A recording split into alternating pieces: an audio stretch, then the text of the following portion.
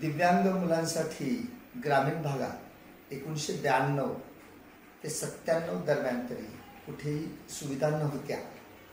शाळा निवासी शाळांची वानवा होती आणि त्यातून माझी मुलगी प्राजक्ता ही विशेष मुलगी होती, दिव्यांग होती आणि तिचं मतिमंदत्व जास्त टक्क्याचं होतं, त्यामुळे तिला निवासी शाळेची आवश्यकता होती।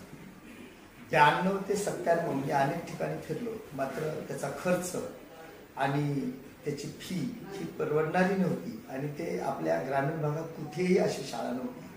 त्यामुळं 1997 मध्ये आम्ही काही समाज हिताची म्हणजे विचार असणारी काही मंडळी एकत्र आलो आणि या मुलांची जिथे जीवनाची साधना होणार आहे ती जीवन साधना फाउंडेशन नावाची संस्था 1997 ला रजिस्टर केली।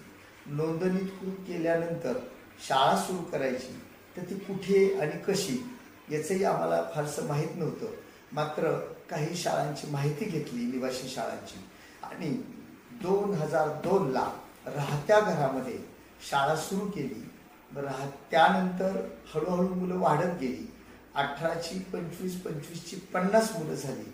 आपला सुरुवातीच्या काळात 50 पट होता, कारण राज्यातून ही मुलं येत होती, ज्यांना आईवडील नाहीत अशी मुलं या ठिकाणी येत होती। आणि सगळ्यात महत्त्वाचं म्हणजे अपंगत्वातला जो अतिशय गंभीर प्रकार आहे मतिमंदत्व, हा मतिमंदत्व विषय घेऊन आपण सुप्यासारख्या ग्रामीण भागामध्ये ही निवासी शाळा सुरू केली आणि हळूहळू ही मुलं वाढत गेली। आतापर्यंत 150-250 मुलं या ठिकाणी शिकून निघून गेली। आपण ही मुलं नुसती सांभाळतो असं नाही, तर या मुलांना परमेश्वराने या निसर्गाने जी एक सुप्त शक्ती दिलेली आहे ती सुप्त शक्तीचा विकास करून, ती शोधून त्याचा विकास करून या मुलांना त्यांच्या पायावर उभं राहण्यासाठी ही संस्था प्रयत्न करत आहे। आतापर्यंत अनेक मुलं या ठिकाणी शिकून गेली। काही मुलं चित्रकलेमध्ये, काही मुलं अभिनयामध्ये, काही मुलं वाद्य वाजवण्यामध्ये, काही मुलं क्रीडा क्षेत्रामध्ये चमकली आहे। आमची एक मुलगी राष्ट्रीय पातळीवर खेळलेली आहे। आमच्या 2-3 मुलांनी संगीताच्या 2 परीक्षा दिलेल्या आहेत आणि काही मुलांचा आमचा जवळपास 15 मुलांचा झांज पथक आहे। त्यामुळं अशा पद्धतीने आपण मुलांचं, या विशेष मुलांचं संगोपनही करतो आणि त्यांना समाजामध्ये ताठ मानेने वावरण्यासाठी जे शिक्षण असावं लागतं, स्वावलंबनाचं जे शिक्षण असावं लागतं, ते शिक्षण देण्याचं काम या ठिकाणचे सगळे कर्मचारी करतात। आमची सगळी ही टीम सगळी या ठिकाणी अविरत काम करत आहे आणि सगळ्यात वैशिष्ट्य या शाळेचं, या ठिकाणी अगदी एक पालक असलेले, पालक नसलेले म्हणजे अनाथ मुलं सुद्धा काही या ठिकाणी निवासी आहेत आणि विद्यार्थ्यांना फी नाही, शिक्षकांना अल्प मानधन पगार नाही आणि सरकारी अजून अनुदान नव्हतं।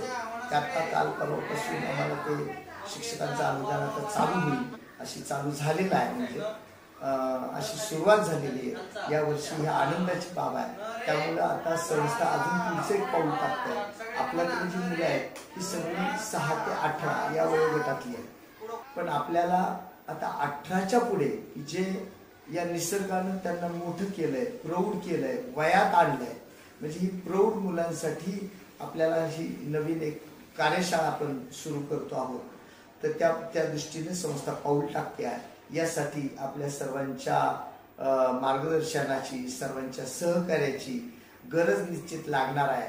गेली जवळपास 25 वर्ष आपण सर्वांनी सहकार्य केलं, त्यामुळे ह्या मुलांचं आपल्याला संगोपन करता आलं, या मुलांच्यासाठी काहीतरी करता आलं।